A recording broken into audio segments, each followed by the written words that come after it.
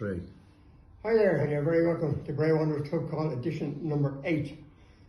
And this evening, on behalf of Bray Wanderers Football Club, I'm delighted to announce a new appointment within the club, a former player, former coach, and he's head of player development and recruitment. Graham O'Hanlon, you're very welcome. Thanks, Vincent. It's Delighted to be here. Great to see you back in Bray. It's great to see you too, Vincent. Yeah. Now, what about this job? Tell us more about it. Yeah, well, obviously I was involved with the first team last year. I spoke to Pat about, they want to kick the club on. The academy is the lifeblood of the club. Developing players, bringing players through into the first team, getting the structures and the infrastructure in place for that. And it's something personally that I'm very interested in. Individual player development, developing players through the system. And what you find is the levels that I've operated at, I've also been involved a lot of times in first teams, at first team senior level. And you probably don't have as much time to work on individual players or development as much as you would like, given the pressure that's in place for results, etc., and the sheer number of matches that you have. So in this role, really what we see is identifying young players, bringing them into the system, 14s, 15s, 17s, 19s, and really developing them as players and getting that flow of players through to the first team. So developing them as players and also trying to develop them as people as well, giving them good habits, good attitude, and develop good players from that point of view. And how does that work then? Who picks the players? Well, are you looking at all players, or have you a team around you? Yeah, well, it's very much a team ethos, as it always is at Bray, with Pat, Eddie Gormley, Dave Foley as well, Pat Finnerty, and obviously all the individual coaches for each of the teams, so the under 14s, 15s, 17s and 19s. So we will liaise with all of them, speak about players, how players are developing, players they might want to recruit or bring in that we would look at.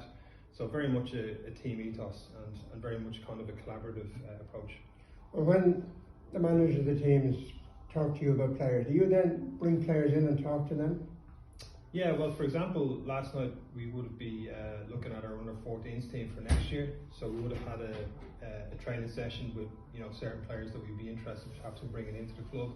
And we'd have the under 14 managers. We presented them on the ethos of the club, showed them the structures, showed them the club, showed them what we want to do, and that was how we would sort of present the club to them. And it's very much up to them then. We want players who want to be here rather than players who you feel maybe they, for various reasons, be it logistics in terms of getting here or other clubs are interested in them. We want players who want to be here, and we feel that we've a really good package, really good people, and it's a very attractive proposition both for parents and for players.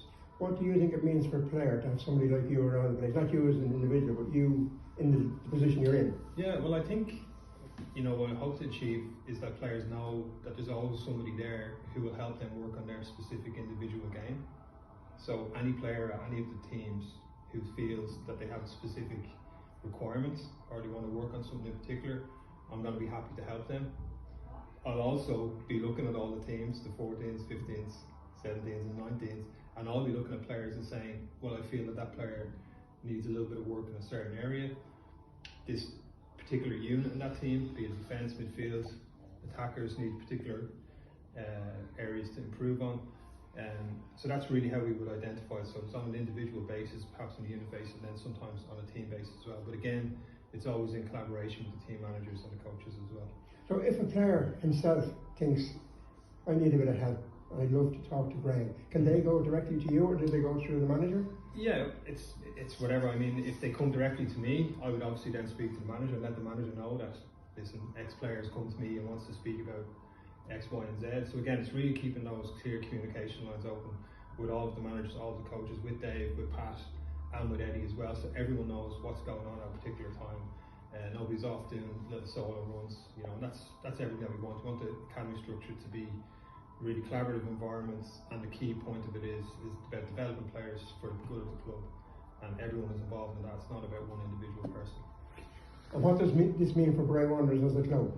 Well, I think what it means for Bray Wanderers as a club is it's indicative of the fact that there's a real commitment to the academy, to the young teams, to developing young players through, bringing in experienced people with a lot of experience in the League of Ireland.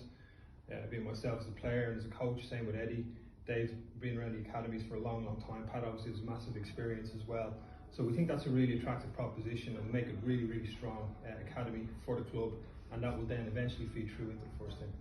Graham, we've come to the end of our little chat, and I just wish you the very best of luck. Wish the club the best of luck with this new position. I hope it works out for everybody. Thank you very much. Thanks very much for Great. talking to me. Yeah, lovely. Thank you.